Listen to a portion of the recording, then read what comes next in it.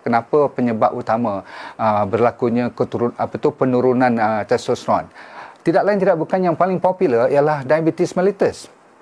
Jadi bagi mereka yang tinggi gula, diabetes nombor satu. Tapi saya dah katakan 3.5 juta rakyat Malaysia yang dah diabetik. Tapi ada lagi hampir sama banyak yang akan kena diabetik, tunggu nak kena, tengah queue ni. Jadi lebih kurang 6-7 juta ni memang tinggi dia punya gula dalam badan, maka insulin pun dah mulai tinggi, maka ini menyebabkan testosteron boleh menurun. Sebab tu you tengok orang yang banyak yang mati pucuk, kalau tak salah saya, kalau you tanya-tanya, confirm dia diabetik. Okey, atas pada 5 tahun diabetik, benda tu memang dah tak berapa, bukan tak berapa, memang tak mau naik langsung.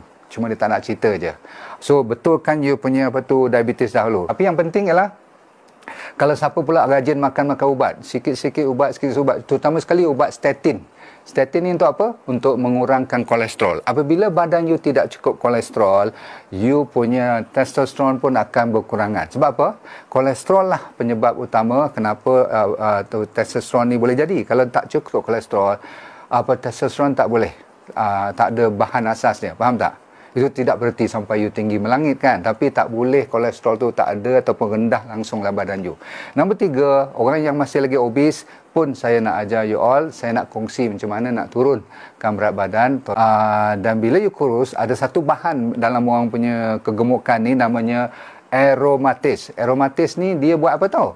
Kerja dia ialah dia menukar testosteron ni jadi estrogen. Tak leceh, kita nak jaga testosteron tu, jangan jadi benda lain nak turun ke apa-apa. Nak naikkan lagi, rupanya dia menurunkan. So, orang yang gemuk, dia selalunya ada masalah dengan aromatis ni. Faham tak?